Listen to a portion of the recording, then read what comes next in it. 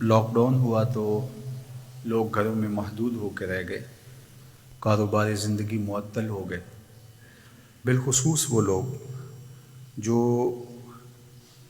روزانہ کی روزی روٹی کماتے تھے اور اپنے بچوں کا پیٹ بھرتے تھے، ان کے لیے مسائل بہت زیادہ ہو گئے۔ تو اس مشکل وقت میں ہمیں اپنے ان بھائیوں کے ساتھ کھڑے ہونا ہے اور ان کی مدد اور ان کی نصرت و اعانت کرنی ہے۔ اس کے تقسیم کار کو تھوڑا سا مؤثر بنا لیا جائے تو یہ وطن عزیز، یہ سرزمین کشادہ دل لوگوں کی سرزمین ہے۔ جب کشمیر میں زلزلہ آیا تھا تو اس وقت بھی ہم نے دیکھا تھا کہ لوگوں نے کس طرح دل کھول کے امداد کی، لیکن ایک منظم طریقہ کار نہ ہونے کی وجہ سے خرابیاں پیدا ہوئیں۔ اس وقت بھی یہ سلسلہ ہو رہا ہے کہ اہل خیر تو کوشش کر رہے ہیں کہ لوگوں تک رسائی ہو، لیکن بہت سارے پیشہ ور بکاری میدان عمل میں موجود ہوئے اور بعض جگہوں پہ چھینا جھپٹی کا ماحول بھی پیدا ہوا۔ تو میرے خیال کے مطابق سڑکوں پہ آ کے تقسیم کرنے کی بجائے اہل خیر کو اور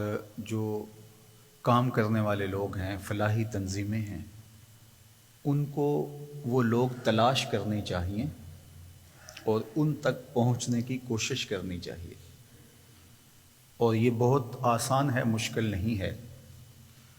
ہر محلے میں ایک مسجد موجود ہے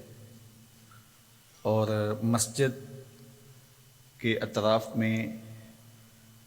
300 400 200 گھر موجود ہوتے ہیں جو مسجد سے وابستہ ہوتے ہیں۔ سارے لوگ نمازی نہ بھی ہوں لیکن مسجد سے وابستگی سب کی ہوتی ہے۔ تو مسجد کمیٹی اور امام مسجد کو سارے لوگوں کے حالات بھی معلوم ہوتے ہیں۔ تو اگر مسجد کے اندر ان لوگوں کی فہرست تیار کر لی جائے اور مقید حضرات جو محلے کے ہیں ان کی فہرست بھی تیار کر لی جائے، تو اگر ایک محلے میں 400 300 گھر ہیں تو اس میں 20 25 30 لوگ ایسے ہوں گے، 40 50 لوگ ایسے ہوں گے کہ جو بیچارے اپنے گھر کا چولہا گرم نہیں رکھ پائیں گے، تو یہ لوگ ان کی مدد کے لیے کھڑے ہو جائیں۔ تو پورا محلہ مل کر کے، کیا اپنے ہی محلے کے 20 30 40 50 بھلے 100 آدمی ہی کیوں نہ ہوں، ان کی اعانت نہیں کر سکتا؟ تو یہ سب سے زیادہ حق بھی ہمسائے کا ہوتا ہے۔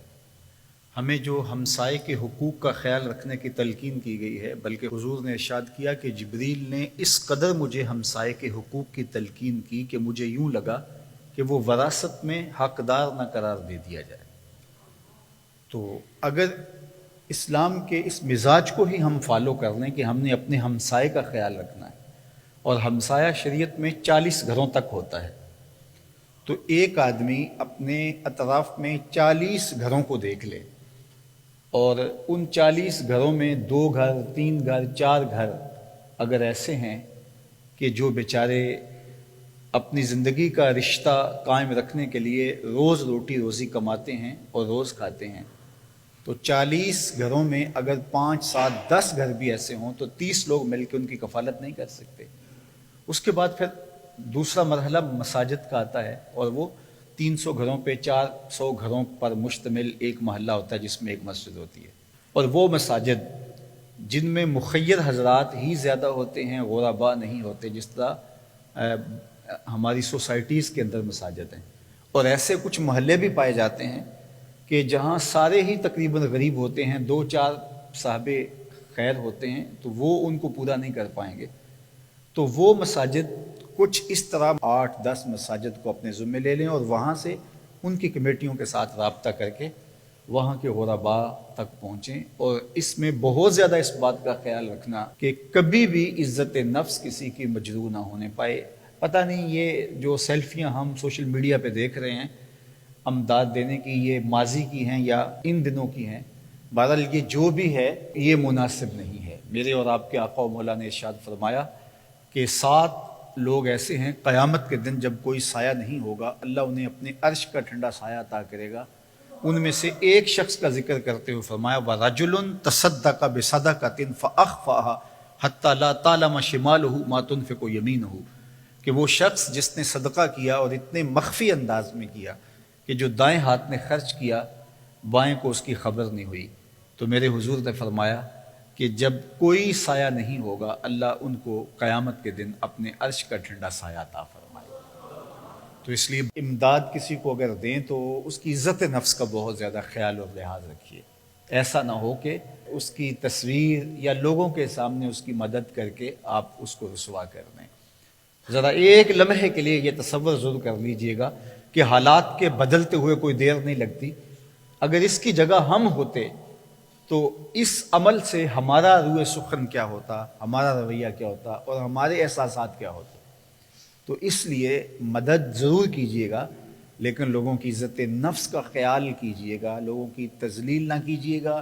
اس کو تشہیر کا ذریعہ نہ بنائیے گا، بلکہ جو تنظیمات کام کر رہی ہیں وہ بھی اس بات کا بہت زیادہ خیال رکھیں۔ فنڈ کلیکشن کے لیے ان کو کچھ اپنا کام دکھانا پڑتا ہے، تو اگر وہ دکھانا چاہیں بھی تو وہ کام اپنا دکھا سکتے ہیں، نہ یہ